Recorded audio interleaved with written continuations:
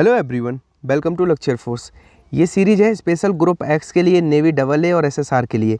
अगर आप किसी भी एग्ज़ाम की प्रिपरेशन करते हो और आप अगर उस रिक्रूटमेंट बोर्ड की डिमांड को समझ लेते हो कि एग्जामिनर हमसे क्या पूछ सकता है, तो फिर आपके लिए एग्ज़ाम क्रैक करना बहुत इजी हो जाएगा।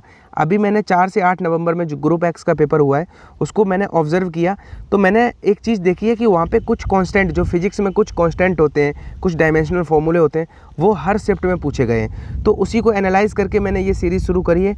इससे आपको बहुत फ़ायदा होगा इस सीरीज़ को जैसे ही आप ख़त्म करते हो। तो चलिए देखते हैं, इसका जो बेनिफिट है वो आपको तभी समझ में आएगा जब आप टाइम स्पेंड करोगे, वीडियोस को पूरा देखोगे। तो फर्स्ट क्वेश्चन है जो बहुत एयरफोर्स और नेवी में बहुत पूछा जाता है कि प्लांक कांस्टेंट, जो प्लांक नियतांक होता है उसका कभी कभी मान, अभी एक शिफ्ट में मान भी पूछा जा चुका है, एक में फॉर्मूला भी। तो इन फ्यूचर जिनको अपियर होना है एग्जाम्स में वो इन चीज़ों को बहुत अच्छे से याद कर सकते हैं, जैसे कि प्लांक नियतांक। ठीक है, अगर वहाँ पे ये डायमेंशनल फॉर्मूला, अब मैं नहीं कह रहा हूँ कि इसको रट लो, जो रटने वाली चीज़ें होती हैं वो मैं बता देता हूँ कि इनको रट लो। आप ये याद रखना कि इसकी वैल्यू होती है 6.6 इंटू 10⁻⁻34। ठीक है, 34 नेगेटिव का जूल सेकेंड। अब वहाँ पे अगर आप मात्रक मान लो भूल गए, तो आपको पता है जूल इंटू सेकेंड होता है, तो जूल का मतलब होता है वर्क, और वर्क का होता है ml² T⁻²। ठीक है, और सेकेंड मतलब टी, तो जब इसमें टी का मल्टीप्लाई करोगे तो आपको मिल जाएगा ml² T⁻⁻1। और मैं आपको बताऊं, मैं इन वीडियोस में कोई अननेसेसरी चीज़ नहीं कराऊंगा। जो मैं आपको बता रहा हूं, अगर आपको याद भी है तब भी इनको 2x पे रिवाइज कर लो, अगर नहीं है तो फिर इनको याद कर लो, क्योंकि बिना इनके ग्रुप एक्स और navy double SSR exam crack करना पॉसिबल नहीं है, क्योंकि ये चीज़ें बहुत सारी होती हैं, इनका वेटेज बहुत होता है। कई बार तो एक शिफ्ट में 2 कांस्टेंट पूछ लेता है। अब देखो रिगवर्ड, नेक्स्ट आता है रिगवर्ड नियतांक। इसका आप वैल्यू भी याद रखना और इसका क्या कहते हैं डायमेंशनल फॉर्मूला भी याद रखना। इसका वैल्यू होता है 1.097 इंटू 10⁻7 मीटर इनवर्स। अब मीटर इनवर्स का मतलब अगर इसका हमें डायमेंशनल फॉर्मूला निकालना हो तो वो हो जाएगा m0, क्योंकि m नहीं है, l मीटर मतलब l, और l का पावर -1 क्योंकि इन्वर्स था, और t के पावर 0। इस तरह से आपको एक ऑप्शन दिखेगा, आपको उसको क्लिक कर देना है। ठीक है, नेक्स्ट ये था। थर्ड बात करते हैं, ये भी मैंने देखा है बहुत, ये चीज़ें आपको बहुत फ़ायदा देंगी आपको जब एग्ज़ाम में देखना आप, जैसे कि वायु में या निर्वात में, यानी कि एयर में या वैक्यूम में जो विद्युतशीलता, जो इलेक्ट्रिक परमिटिविटी होती है, उसका वैल्यू आप याद रखना कितनी होती है, 8.85 इंटू 10⁻⁻12 कूलाम्ब स्क्वायर प्रति न्यूटन इंटू मीटर स्क्वायर। अब ये कहाँ से आया, जब आपने फॉर्मूला देखा होगा क्या होता है फोर्स का, जब 2 चार्ज होते हैं कुछ डिस्टेंस पे, तो F बराबर 1/4 पाई ε0 Q1 Q2, मतलब उन दोनों चार्ज का मल्टीपल बटे उनके बीच की दूरी का स्क्वायर r²। अब इसमें हम देख रहे हैं ये हमारी इलेक्ट्रिक परमिटिविटी है। ठीक है, इसका अगर हम डायमेंशनल फॉर्मूला निकालेंगे तो r² इधर आ जाएगा, यानी कि F मतलब न्यूटन, यानी कि न्यूटन इंटू, अच्छा ये इधर आएगा तो क्या हो जाएगा कूलाम्ब स्क्वायर, क्योंकि Q का मतलब कूलाम्ब स्क्वायर, बटे अब ये F इधर आएगा तो न्यूटन इंटू मीटर स्क्वायर। अब इसका विमीय सूत्र भी अगर निकालना पड़ जाए तो कोई टफ टास्क नहीं है, क्योंकि कूलाम्ब का आपको पता है क्या होता है, चार्ज क्या होता है IT, मतलब एम्पियर इंटू टी का मतलब सेकेंड, AT इसका स्क्वायर कर देंगे, बटे ये रख देंगे न्यूटन का भी पता है, और मीटर स्क्वायर का, ये सारे करके आप फॉर्मूला इसका निकाल सकते हो। बाकी इसका वैल्यू आप याद जरूर रखना। ठीक है, वो तो हो गई इलेक्ट्रिक परमिटिविटी। अब बात करें अगर चुंबकशीलता, मैग्नेटिक परमिटिविटी, उसका भी 2 तरह से रिप्रेजेंट करा जा सकता है क्वेश्चन। एक तो वो पूछेगा, उसका जो होता है इसको μ0 से रिप्रेजेंट करते हैं। इसका वैल्यू आप 4 पाई के टर्म्स में अगर ऑप्शन में है तो 4 पाई इंटू 10⁻⁻7 न्यूटन प्रति एम्पियर स्क्वायर। इसका विमीय सूत्र तो और भी अच्छा हो गया, क्योंकि न्यूटन का मतलब ये ऊपर लिखा हुआ है ml⁻⁻2 बटे एम्पियर मतलब आई मतलब एम्पियर का क्या होता है a²। जब इसको करोगे तो क्या आ जाएगा ml⁻2, a भी ऊपर चला जाएगा a⁻²। ठीक है, ये आप याद करते चलना अपने लेवल से, बस मैं आपको बता रहा हूँ, एक ग्लिम्स दे रहा हूँ कि इस तरह की चीज़ें बहुत पूछी जा रही हैं एयरफोर्स में और नेवी में। अब देखो इसमें क्या था कि हमने देखा 4 पाई इंटू था, लेकिन अगर यहाँ पे कई बार ऐसा होगा कि μ0 का मान वो था तो 4 पाई इधर आएगा तो बटे में आ जाएगा। इस पूरी चीज़ की मान पूछा जाए तो केवल 10⁻⁻7 न्यूटन प्रति एम्पियर स्क्वायर। ठीक है, अब ये ε0 जो है इसका इस टर्म्स में भी आप वैल्यू याद रखना कि 1/4 पाई, इस पूरी चीज़ का मान होता है 9 × 10⁹ न्यूटन इंटू मीटर स्क्वायर प्रति कूलाम्ब स्क्वायर। इस पूरी चीज़ का मान भी आप याद रखना। और जो इलेक्ट्रिक परमिटिविटी है और जो आपकी मैग्नेटिक परमिटिविटी है, उन दोनों का एक और बहुत अच्छा फॉर्मूला जो होता है वो ये होता है, ये लिखा हुआ है, मैंने बॉक्स में बंद कर दिया है, कि C जो होता है, जो चाल, C का मतलब होता है चाल, ठीक है, निर्वात में प्रकाश की चाल वो क्या होती है 1/√μ0ε0, क्योंकि ये वाला भी फॉर्मूला अभी एयरफोर्स में पूछा गया था, तो इसका डायमेंशनल फार्मूला पूछा गया था, इतना दिया था, तो इसका डायमेंशनल फार्मूला वही हो जाएगा जो सी का है। सी का मतलब चाल है, और चाल मतलब दूरी बटे समय, मतलब L/T। तो ये चीज़ आई होप आप लोग समझ रहे हो मेरी बात को मैं क्या कहना चाह रहा हूँ। अब इस पर अगर अंडर रूट ना होता, यानी कि दोनों साइड का वर्ग कर दें, तो इधर वर्गमूल खत्म हो जाएगा, तो L²/T² हो जाएगा। ठीक है, नेक्स्ट है कि जो मास का एक एटॉमिक मास यूनिट, ये कन्वर्जन भी फिजिक्स में कुछ होते हैं। अब मैं क्या कर रहा हूँ मैं आपको बताऊँ प्लानिंग, कि अभी मैंने कल एक चैप्टर वाइज मैंने स्टार्ट करा था, मैंने सीरीज स्टार्ट करी थी इलेक्ट्रोमैग्नेटिक वेव। ठीक है, उसमें मैंने इलेक्ट्रोमैग्नेटिक वेव चैप्टर से, क्योंकि मैंने देखा था कि चार दिन जो पेपर चले हैं उसमें हर शिफ्ट में कहीं ना कहीं ये माइक्रोवेव, इंफ्रारेड, इनके क्वेश्चंस बने थे, तो मैंने उनके मोस्ट इंपॉर्टेंट 25 क्वेश्चंस लिए आपको करा दिए। लेकिन आप लोगों का रिस्पॉन्स उस तरह का नहीं आया। बहुत सारे बच्चों ने कहा कि सर इतनी भी क्या जल्दी, अभी रिजल्ट आने दो। पहले तो बहुत कुछ ने कहा कि दीपावली आने दो, कुछ ने कहा रिजल्ट आने दो। तो अभी जब आप लोगों का इंटरेस्ट कम लगा, तो मुझे लगा कि बड़े वीडियोज़ बनाना अभी फ्रूटफुल नहीं रहेगा, क्योंकि बड़े वीडियोज़ पे आप लोग रिस्पांस नहीं दे रहे हो।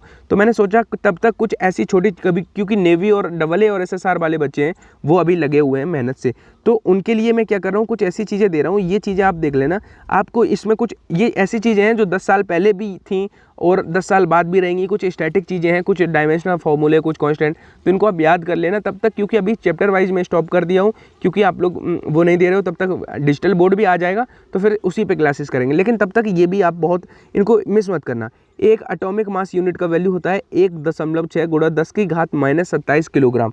ठीक है, अगर किलोग्राम नहीं है तो 931, ये भी आप ये दोनों याद रखना। ठीक है, और ये एयरफोर्स और नेवी के लिए ही स्पेशली सीरीज है, क्योंकि अब देखो एक क्यूरी बराबर होता है 3.7। रेडियो एक्टिविटी में जो क्यूरी, CGS और ये बैकेरल रेट सक्रियता का मात्रक होता है, तो उसमें बैकेरल में जो रिलेशन होता है वो होता है 3.7 × 10⁻7 बैकेरल। ठीक है, ये शायद मैंने ये रेडियो एक्टिविटी तो मैंने चैप्टर वाइज ही बहुत अच्छे से पढ़ाया, आप जाके देख सकते हो। इलेक्ट्रॉन का मास, अब देखो, अब मैं आपको एक बात बताऊं, हाँ यहाँ पे तो इलेक्ट्रॉन का मास है, तो ये भी आप याद कर सकते हो। इलेक्ट्रॉन का मास, इलेक्ट्रॉन पे चार्ज कितना होता है 1.6 × 10⁻⁻19 नेगेटिव कूलम। ठीक है, और इसका जो मास है वो भी याद रखना 9 × 10⁻31 किलोग्राम। ठीक, अभी एक गॉस और टेस्ला, इसमें याद रखना एक गॉस बराबर होता है 10⁻⁻⁻ टेस्ला। अब अगर एक टेस्ला बराबर पूछा है तो वो 10⁻+4 गॉस हो जाएगा। ये चीज़ें आप देख लेना। ठीक है, मैंने अगर ये एक गॉस टेस्ला कराया है तो आप टेस्ला गॉस में भी -4 मत कर देना, अगर टेस्ला इधर रहेगा तो +4 हो जाएगा। ठीक है, अब चुंबक में क्या है कि जियोमेट्रिकल लेंथ और उसकी जो एक्चुअल लेंथ होता है उसमें 5/6 का रेशियो होता है। इस पर भी एयरफोर्स में क्वेश्चन पूछे जाते हैं। अब देखो अल्फा कण पे चार्ज, अब आपको इलेक्ट्रॉन और प्रोटॉन पे तो यूजुअली सबको पता होते हैं, उस पर प्रोटॉन पे पॉजिटिव 1.6 × 10⁻⁻19, इस पर नेगेटिव। लेकिन अल्फा कण में क्या होता है 2 इलेक्ट्रॉन्स होते हैं अगर। ठीक है, तो इस पर क्या होता है कि 3.2 × 10⁻⁻19 कूलम का पॉजिटिव चार्ज होता है किस पे, अल्फा कण पे। ठीक है, ये आपको क्वेश्चन MCQ बना के दिए जाएंगे, 4 ऑप्शन दिए जाएंगे ऐसे। अब देखो रेजिस्टेंस, इसकी डायमेंशन आप याद जरूर कर लेना, चाहे जैसे रट पाओ आप इसको रट लेना, क्योंकि इससे एसोसिएटेड 4 डायमेंशन फॉर्मूले आप इसको याद करते ही याद कर लोगे, और उन 4 में से क्वेश्चन नेवी और एयरफोर्स में ज़रूर मिलते हैं।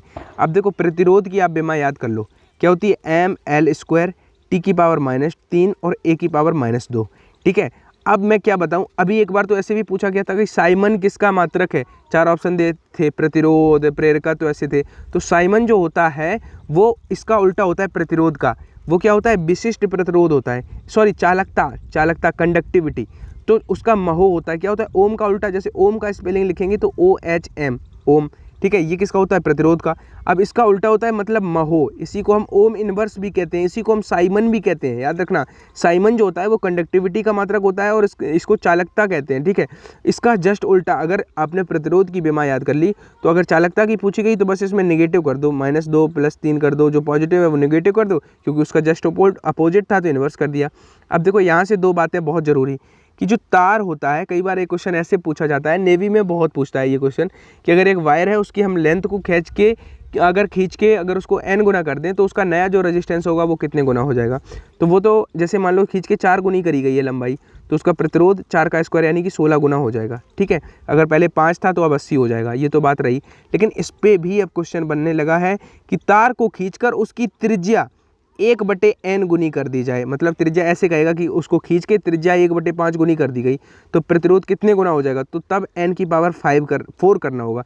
यानी कि अगर किसी तार की त्रिज्या को खींच के 1/n गुना करा गया है तब जो रेजिस्टेंस होगा नया वो 1/5 का बस आप 4 पावर कर देना, यानी कि 625 गुना हो जाएगा नया प्रतिरोध। ये एक नया फॉर्मेट है। अभी तक क्या था, इन जनरल ये वाला पूछा जा रहा था, लेकिन अब ये वाला भी पूछ रहे हैं, तो इसको भी आप तैयार कर लेना। अब देखो विशिष्ट प्रतिरोध, आपने अगर प्रतिरोध की विमा याद कर ली थी तो वहाँ पे प्रतिरोध में ओम, प्रतिरोध का मात्रक होता है ओम, लेकिन विशिष्ट प्रतिरोध में ओम मीटर होता है। तो प्रतिरोध के साथ आप बस मीटर लगा दो, यानी कि इसकी जो डायमेंशनल फॉर्मूला था यहाँ पे प्रतिरोध में आपने देखा होगा L² था, लेकिन बस मीटर का गुणा कर दिया यानी कि L³ हो गया, तो वो विशिष्ट प्रतिरोध का हो गया। अब विशिष्ट प्रतिरोध का उल्टा विशिष्ट चालकता, ये स्पेसिफिक रेजिस्टेंस हो गया, इसका जस्ट उल्टा specific resistivity, sorry conductivity, specific conductivity विशिष्ट चालकता, इसमें बस उसके अपोजिट कर देने हैं।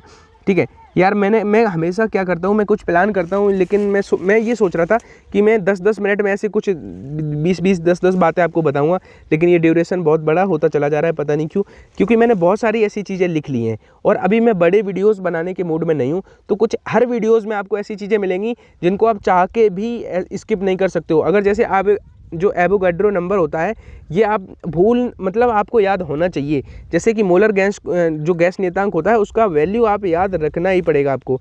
ठीक है, कोई नहीं, मैं कोशिश करता हूँ इनको डिज़ाइन, इनको रिप्रेजेंट करने का कोई नया तरीका सोचता हूँ, क्योंकि अभी बड़े वीडियोस बनाना नहीं चाह रहा हूँ मैं, ऐसे 8-10 मिनट का वीडियो रखना चाह रहा हूँ। तो जो उसका वैल्यू होता है वो होता है 6.2023 गुणा 10⁻23 मोल इनवर्स। ठीक है, ऐसे ही मोलर गैस कॉन्स्टेंट का भी वैल्यू आप याद रखना 8.314 जूल प्रति मोल इंटू केल्विन। ये क्वेश्चन तो हर शिफ्ट में पूछा गया है, लड़के इसको हल्के में ले रहे थे। जो गुरुत्वाकर्षण नियतांक होता है उसका मान कितना होता है 6.67 गुणा 10⁻11। ठीक है, मीटर क्यूब किलोग्राम इनवर्स। अब ये कैसे आया, आपने फॉर्मूला पढ़ा होगा, फोर्स का क्या होता है 1/4πε0 m1 m2 बटे सॉरी जो जी के टर्म्स में होता है वो क्या होता है F बराबर G m1 m2। अगर दो मास हैं वो r डिस्टेंस पे हैं तो उनमें ग्रेविटेशनल जो फोर्स लगता है उसका ये होता है। अब यही तो कांस्टेंट होता है, तो ये force into newton into metre square प्रति किलोग्राम स्क्वायर हो जाएगा। उससे अगर इसका डायमेंशनल फॉर्मूला निकालोगे तो ये आएगा, और मैं कहूँगा इसको आप याद कर लो। ठीक है, आपको निकालना ना पड़े m की पावर -1 d की पावर -2 और L3। ठीक है, मास ऑफ अर्थ ये भी आपसे पूछा जा सकता है, जो अर्थ का मास होता है वो कितना होता है 5.9। इन क्वेश्चंस को देखने से क्या होता है कि अगर आपने इन पास्ट में ऐसा कभी क्वेश्चन देखा है 10⁻24 तो ये वैल्यू अगर वहाँ पे आप भूल भी जाओगे तो ऐसा ऑप्शन आपको एक ही दिखेगा जिसमें 10⁻24 होगा, उसको क्लिक कर दोगे। तो ठीक है, मैं ऐसे ही 10 मिनट का रख रहा हूँ। बाकी चीज़ें मैं क्या करूँगा कि हर रोज़ आपको 10-10 मिनट के ऐसे वीडियोज़ मिलेंगे जो चलते फिरते आप देख सकते हो। इनमें कुछ आपको ऐसी स्टैटिक चीज़ें याद कराने की कोशिश करूँगा जो आपको एग्जाम के लिए बहुत ज़रूरी हैं। तो आई होप आप लोग भी इसको भी अप्रिशिएट करोगे। और अगर आपको इसका कोई दूसरा वे चाहिए तो मैं इसको ऐसा भी कर सकता हूँ कि क्योंकि इसमें समझाने जैसा कुछ नहीं होता है, तो मैं ऐसा भी कर सकता हूँ कि इनको किसी पेज में लिख के और कम्युनिटी पे पोस्ट करता रहूँ, तो वो आप लोग सजेस्ट कर देना, क्योंकि ये चीज़ें मुझे देनी है आप लोगों को। जैसे अभी बहुत सारी चीज़ें मैंने लिखी हैं, जैसे कि अभी बहुत एक क्वेश्चन पूछा गया कि 2 मिरर हैं उनको 72 डिग्री पे रखा गया है, प्लेन मिरर थे तो इंक्लाइन करा गया, तो फिर उनमें कितने इमेजेस बनेंगे। तो लड़के ने क्या करा 360 में 72 से भाग दे के आंसर 5 हिट कर दिया। जबकि मैंने बहुत बार वीडियोज़ के बीच में ऐसी छोटी छोटी चीज़ें बताई थी कि ऑड हो तब अलग होता है, इवन हो, इनके सारे ही केस। तो अभी क्या करूँगा कि इनको किसी बीच में वीडियो में बताने से क्या होता है लड़का याद नहीं करता है, तो अभी इनके मैं सेपरेट वीडियो बनाने की कोशिश करूँगा। जितनी छोटी छोटी चीज़ें एयरफोर्स और नेवी के एग्जाम्स के लिए इंपॉर्टेंट हो सकती हैं उनका ऐसे ही आपको 10, 12, 15 मिनट का वीडियो मिला करेगा अब रोज़, जिससे आपको इन चीज़ों को आप जरूर याद कर लेना। और अगर आप हमें अनअकैडमी पे फॉलो करना चाहते हो तो डिस्क्रिप्शन बॉक्स में मेरी प्रोफाइल का लिंक दिया हुआ है, उस पर क्लिक करके आप हमें वहाँ पे फॉलो कर सकते हो, क्योंकि वहाँ पे मेरा बहुत जल्द फ्री कोर्स आने वाला है। और वहाँ पे एक और कोर्स आया हुआ है, उसको भी अगर खरीदना चाहते हो तो मेरा रेफरल कोड यूज कर सकते हो लक्ष्य12, जिससे आपको 10% का डिस्काउंट मिल जाएगा। और स्पेशली इस सीरीज़ में हमें अपनी एडवाइस जरूर दे देना कि इसको किस तरह से कंटिन्यू करना है, क्योंकि ये सारी चीज़ें मुझे डिलीवर तो करनी है, लेकिन उसका वे क्या हो ये आप लोग हमें सजेस्ट कर सकते हो। आपके सजेशंस का मैं वेट करूँगा। और इसी तरह से अगर 10-15 मिनट का रोज़ देता रहूँ या फिर एक मास्टर वीडियो बना के कंपाइल करके पूरा एक वीडियो में इनको मर्ज करके दे दूँ, वो आप लोग हमें बताना, क्योंकि आप लोगों का फीडबैक ही होता है जिस पे हम नेक्स्ट वीडियो बनाते हैं। तो प्लीज़ आई होप आप लोग फीडबैक दोगे।